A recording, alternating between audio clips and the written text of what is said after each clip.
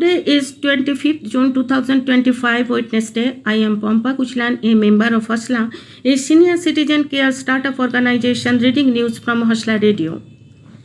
June 25, 2025, 12:13 p.m. IST, a SpaceX Falcon 9 with the crew, Dragon capsule and 4 astronauts lifted off from Kennedy Space Center in Florida, carrying the dreams of 1.4 billion Indians to send off second Yagan Yatri to the space after a gap of over 40 years. The launch followed a moment of worry as an issue cropped up last minute with uploading wind data to the space capsule. The issue was resolved quickly and launch took place at 12:01 p.m. The crew is expected to dock with the International Space Station on June 26 at around 4:30 p.m. IST. Recent news of space. 2 spacecraft created their first images of an artificial solar eclipse. An artificial solar eclipse is a phenomenon created by spacecraft in orbit to mimic the natural solar eclipse, allowing scientists to study the sun's corona.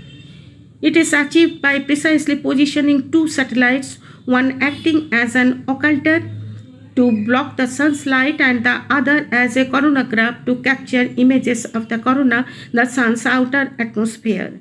Occulter is one of those 2 satellites, carries a large disk that blocks the sun's light, and the coronagraph is the other satellite equipped with telescope and instruments to observe the corona, which is normally obscured by the sun's bright light.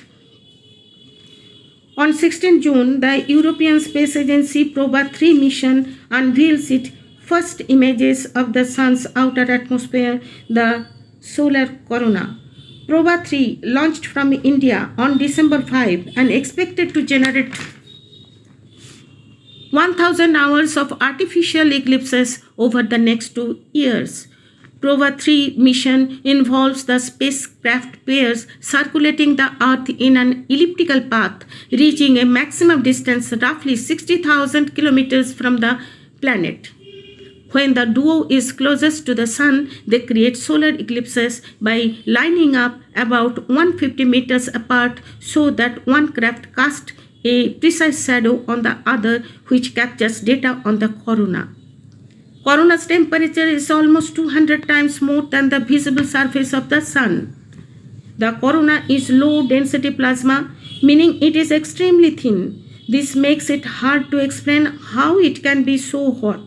This question and many other burning questions lies in the middle layer of corona, which can be observed only during total solar eclipse. Now from our fascinating sky, coming back to our world-torn planet. Iran-Israel war. Iran has said it launched an attack on United States forces on 23rd June Al Udeid Air Base in Qatar after Tehran said it retaliated against the United States strikes on Iranian nuclear sites on Sunday, 22nd June. Iran's Islamic Revolutionary Guard Corps officially confirmed Monday that it launched a retaliatory missile attack targeting the American Al Udeid Air Base in Qatar. Iran's Tasnim news agency reports. Tasnim said the operation is called Annunciation of Victory. Early on Sunday, the United States bombed 3 Iranian nuclear sites after more than a week of Israeli strikes on Tehran's military and nuclear sites, stoking concerns about radiation leaks and contamination in Iran and neighboring countries in the region. US President Donald Trump said the US strikes obliterated key nuclear enrichment facilities in Farda, Natanz, Isfahan. So far, no increase in radiation levels has been detected outside the targeted site. But the United Nations nuclear watchdog, the International Atomic Energy Agency, has warned of chemical contamination inside these facilities. And experts have said that any attack on Iran's only operating nuclear power plant, Bushehr, could lead to a major radiation crisis. Russian President Vladimir Putin on Monday said that the involvement of powers from outside the Middle East in the conflict with Iran was moving the world towards great danger. While hosting Iranian Foreign Minister Abbas Araghchi in Moscow, he said that there was no justification for the US bombing of his country and that Moscow was trying to help the Iranian people, a Reuters report said. Russia says it stands ready to assist Iran. According to an Associated Press report, Russia is ready to help Iran in various ways depending on what Tehran requests, Kremlin spokesperson Dmitry Peskov said on Monday. Iran to block Strait of Hormuz. Iran's parliament approved a proposal to close the Strait of Hormuz. State-owned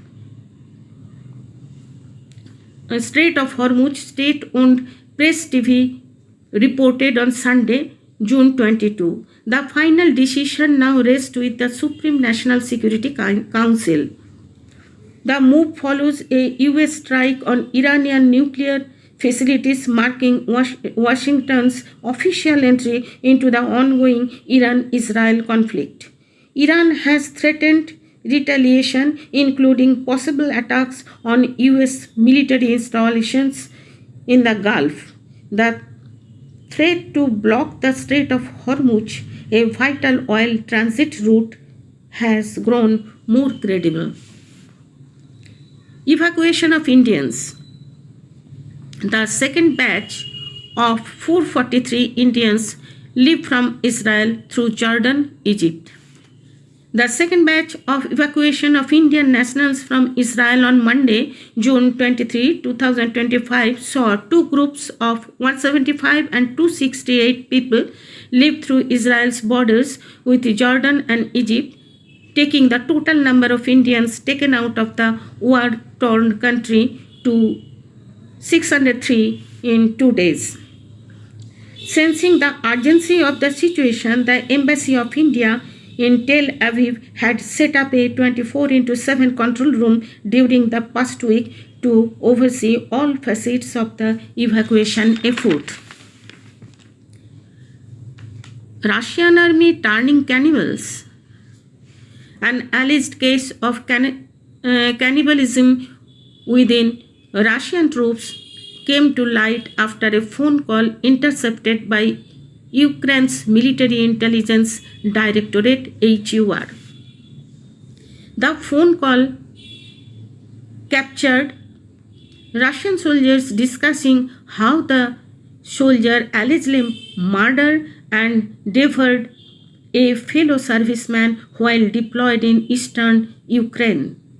The recording of the intercepted call was published on Friday, June 20, 2025 by Ukraine's Military Intelligence Agency HUR on its Telegram channel.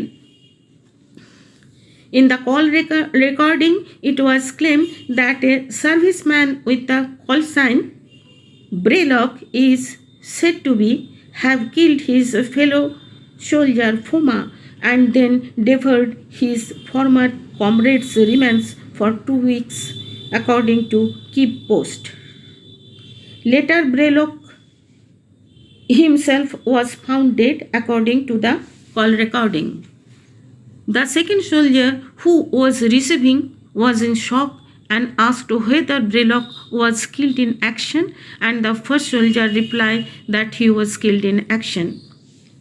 According to HUR, the two soldiers served in the 52nd separate reconnaissance battalion stationed in Ukraine's eastern Kharkiv region, TVP World reported. Ukrainian intelligence claims that the alleged incident portrays the moral and psychological collapse of Russian forces as the war in Ukraine continues. Ceasefire agreement. Israel-Iran on Tuesday agreed to accept US President Donald Trump's ceasefire proposal, which came after Tehran launched missile attacks on a US military base in Qatar. But the two countries are not very flexible regarding ceasefire to end the war in practical field. Both the countries violated the ceasefire that was announced late Monday. Russia and Ukraine war. Kyiv, 23 June, Russian drones and missiles killed at least 10 civilians in Ukraine in overnight attacks, local officials said Monday, with 7 deaths reported in the capital, Kyiv, where emergency crews raced to search for people believed to trapped under a partially collapsed apartment building. The strikes came nearly a week after a Russian attack killed 28 people in Kyiv. Russia has pounded civilian areas with long-range strikes in an apparent attempt to weaken Ukrainian morale. Ukrainian President Volodymyr Zelensky said preliminary data indicated that Russian forces used North Korean missiles in the Kyiv strike. He called Russia, North Korea, and Iran, which has provided drones to Russia, a coalition of murderers. Zelensky said Ukraine's defense and new ways to pressurize Russia will be the two main topics in his visit to the United Kingdom on Monday. Some national and international news. Oman becomes first country in Gulf to impose income tax. Oman has become the first country in the Gulf region to impose a personal income tax to mobilize more funds for economic development. The 5% tax will kick in from January 2028 and only applies to annual income of 42,000 reals, that is 10,09,000 $10,09,000. The move will bring into the tax ambit only the top 1% earners, the state-run Omani news agency has reported. There is no other country in the 6-member Gulf Cooperation Council that imposes income tax. This tax-free status is considered a positive by foreign workers in countries like Saudi Arabia, the United Arab Emirates, and Qatar. Union Coal Minister eyes 1.53 billion tonnes production as India aims to scale up its non-conventional energy capacity from the current 220.10 gigabyte to 500 gigabyte by 2030. The Union Coal Minister declared coal production will also peak at an estimated 1.53 billion tonnes by 2030. Amid global uncertainty and surging energy demands, recent reforms have made coal block allocation more transparent. Last week, the ministry allocated 23 new coal blocks. Coal Minister G. Kishan Reddy said the revised policy has made allocations more transparent and has driven momentum for capacity addition. Election Commission of India launches capacity building program. New Delhi, 23rd June. The Election Commission of India has started a 2-day capacity building program for 379 booth-level officers and supervisors from various states including Uttar Pradesh, Madhya Pradesh, Nagaland, Meghalaya and Chandigarh.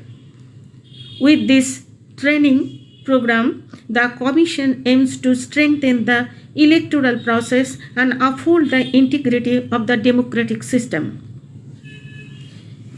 NATO Summit. The 3-day NATO Summit in The Hague, Netherlands, started yesterday, is said to be a crucial occasion for the alliance as it navigates complex global challenges. US President Donald Trump will attend the summit, where he expected to pressure member nations to increase their defense spending beyond the current target of 2% of GDP.